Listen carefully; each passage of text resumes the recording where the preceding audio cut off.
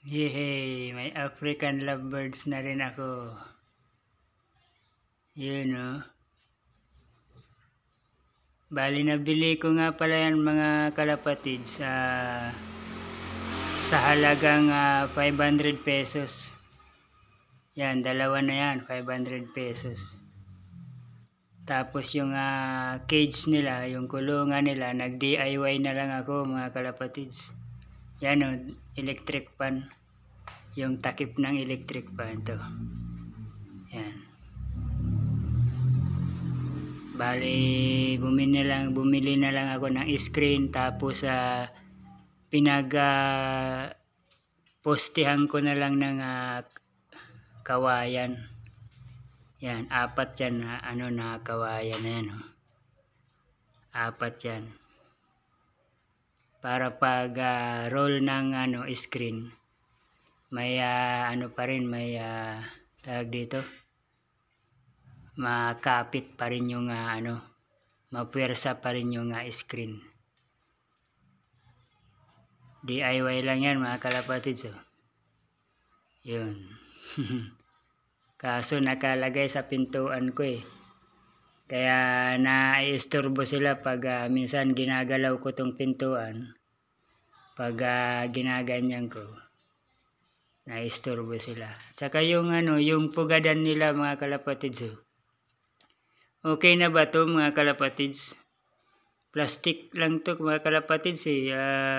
Binutasan ko lang dito. Diyan oh, ayun oh. Yung ng electric fan, yung butas ng electric fan. Bale diyan ko tinapat yung butas. Kaso plastic to mga kalapatids oh. Oh. Plastic lang yan mga kalapatids oh. Bale kinabit ko na lang diyan. Ano kaya mga kalapatids? Okay din kaya yan? Kasi ang karamihan mga kahoy, yung plywood. Pero ito, plastic to eh. Ano to eh, tawag dito? Yung parang oro. Yung parang ba to? Orokan. Yung lagayan ng baon. Yan, ini-DIY ko na lang yan.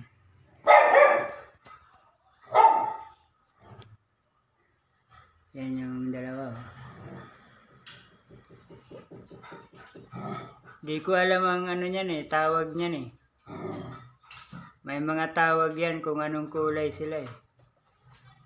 Yan oh. May mga tawag sila eh.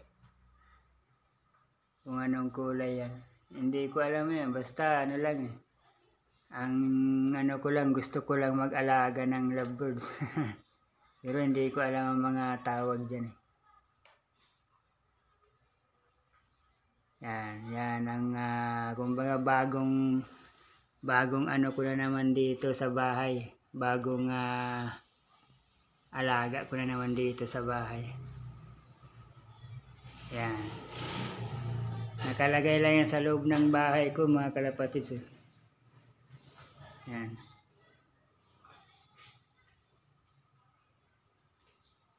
Ito naman si Dogger. Yan. Tapos ito pala yung yung aquarium ko. Matagal na to mga kalapatids.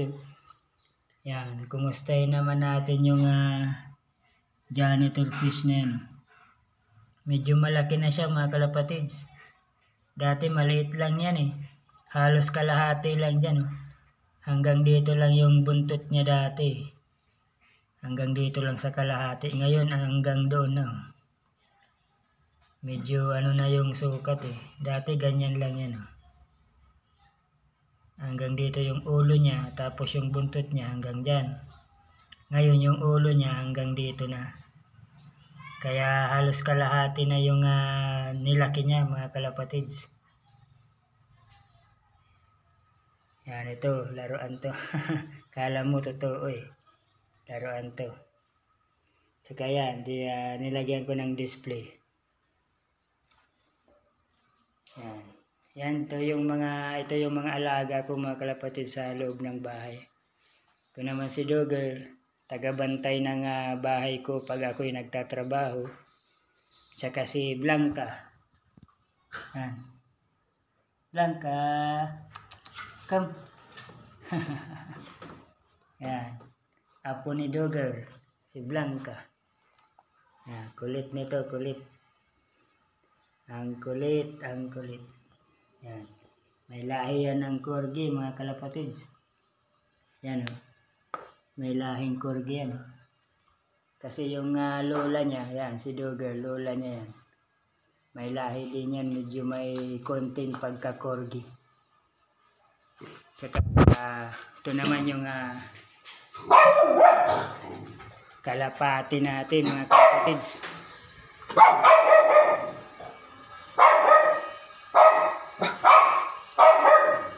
Yan.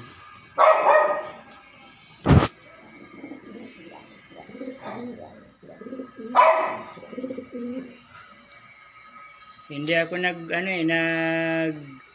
nagpalipad ng kalapati ngayon kasi maglalaro ako mamaya ng basketball ng hapon. Siguro mga bandang alas 5 ng hapon. Matagal to magpasok kasi dito Kapag nasa labas to, inaabutan to ng alas 6 ng gabi. Minsan nga alas 7 na ng gabi, nandiyan pa sa bubong Ayaw pumasok dito, mga kalapatids. Kaya maglalaro ako mamaya ng basketball. Baka mawala sila, mga kalapatids, baka mapusa. Kasi matagal silang pumasok dito maglalaro na ako ng basketball, aalis na lang ako. Nasa labas pa sila, kaya sabi ko, delikado. Kaya ako naman kasi, mga kalapatids, addict naman ako sa paglalaro ng basketball. Kaya hindi ko maiwasan talaga na hindi maglaro ng basketball. Kaya ayan, bibihira ko lang sila palipadin, mga kalapatids. Bibihira ko lang sila palabasin. Kasi nga, pag naglalaro ako ng basketball.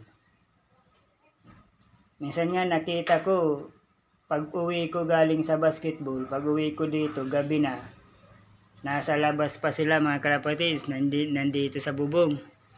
Isang beses, may nakita akong pusa, naglalakad na dyan, Diyan sa na yan, sa may tawag dito. Diyan sa may sa may bubong namin, naglalakad na dyan. Sinaway ko, sabi ko, kakainin mo yung kalapati ko gabi na yun, mga kalapatids. Kaya buti nakita ko pa papalapit na yung pusa. Kaya yun ngayon yung update ko ngayon sa aking mga alaga dito sa bahay. Kaya magandang hapon na lang po sa inyo. Bukas magtatrabaho na naman po ako. Kasi ngayon Sabado, day off ko po ngayon. Kaya in-update ko lang po kayo sa mga alaga ko dito. Yun, good news, may alaga na akong lovebirds, African lovebirds. Dito sa mga kalapati ko naman, bali wala pang nangingitlog, mga kalapatids. Bakit kaya? Ito, magpartner na rin to. Yan, magpartner na rin yan. Ito, dalawang puti. Magpartner na rin yan. Tapos itong blue bar. Wala pang nangingitlog, mga kalapatids. Matagal mangitlog Bali, binigay ito sa akin ni Alphamore. Ano pa yun August ata yun Magsi-September ata yun.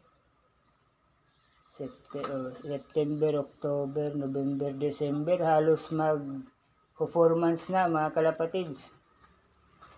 Hanggang ngayon wala pang mga itlog. Kaya comment nga kayo, mga kalapatids, kung bakit 4 months na wala pang nangingitlog. Yung kulungan naman nila medyo malawak-lawak naman Kung titingnan yung mga kalapatids Oh, 'di ba? Malawak-lawak naman yung ano nila. Oh.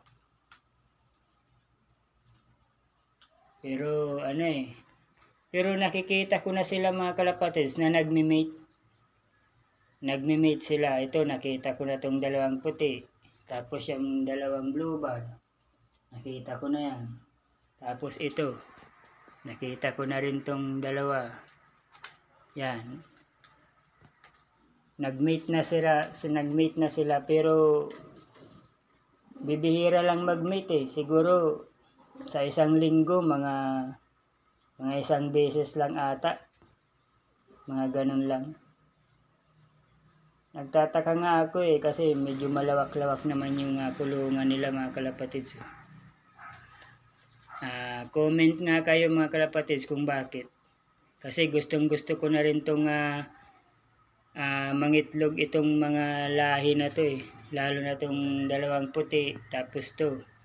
Si Red Check, tapos yung dalawa na yan Yan, napakaganda niya yung lalaki dun. Tawag dito. Almond ata yan, almond. Almond color. Tapos ito, red bar. Kaya yun yung update ko ngayon mga kalapatids. Magandang hapon na lang po mga kalapatids. Ingat na lang po tayo. Kumusta po sa mga lahat ng mga nagkakalapati dyan. Bye.